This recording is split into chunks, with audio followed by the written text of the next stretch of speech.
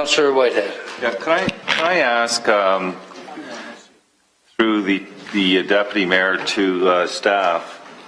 I learned a couple days ago that unfortunately even the mayor's office was notified late that there was going to be a major announcement that took place actually in my ward at a cycling shop in respect to the cycling contribution to the City of Hamilton, which is great. The second piece is the project that's being awarded, I certainly wasn't aware of, never came in front of committee or council. When we're looking at applications for alternative funding for these kinds of issues, I would hope that we would be setting those priorities here, council. So can I have some explanation on how a project is identified outside of this horseshoe and prioritized independently by staff in the absence of having any discussion? My other understanding is that this, although it was on the master plan, the cycling plan, it wasn't given that the priority. Two, my understanding that was a year ago that this application was made, and I'm not aware as a councillor that the fact that you made that application ever came back to this body. So I could be wrong. Please correct me if I'm wrong.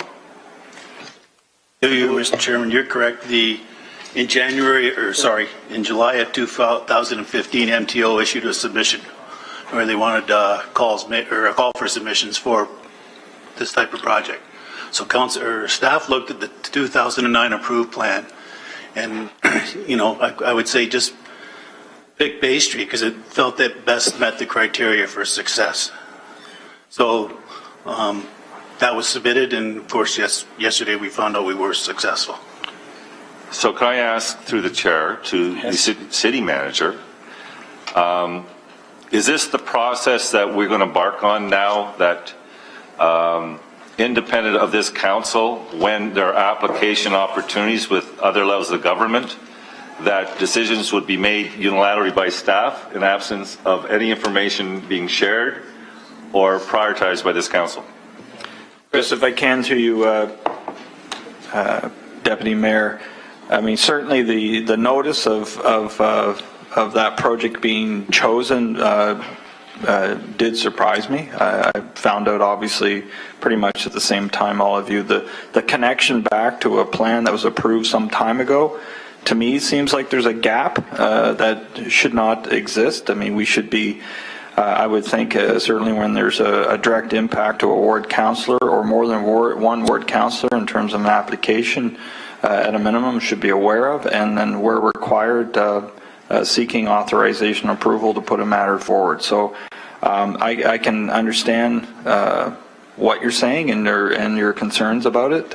Recognizing though there was a general approval of the project, I think we could do a better job in terms of communicating the why that particular road was chosen as a priority, and just to keep you in the loop. I think generally speaking, I would identify this as more of an anomaly than any kind of regular occurrence. Notwithstanding that, I understand your point. I appreciate that. Mr. Chair, there might be mitigating circumstances. I'm going to give benefit to the doubt. I want to make it clear. I am concerned, though, that this is an anomaly and not a practice that a number of us around this horseshoe is not aware of. I want to know for a fact that when a master plan is put forward, we don't prioritize that list, not that I'm aware of. So that means then, in this particular case, that staff are unilaterally making that decision, again, without a prioritization process. When I take a look at the needs in this community, whether it's cycling or what's even on that list currently, it begs the question, why was this eccentric to one geographic area when there's so many other areas of this city that are being left behind? So I would hope there's a lesson learned from this. I hope that there was mitigating circumstances. I've got staff every opportunity, if it's not now, certainly through the next number before council, to help me understand what box they might have been in. But at the very least, the piece that bothers me is a year passed by, an announcement is made. Meanwhile, we're sitting around this horseshoe, didn't even know we made an application. So not even an information report as a follow-up came to any body. So if you can look into that, understand the mitigating circumstances and what steps will be taken to prevent it in the future. Thank you. Okay, thank you.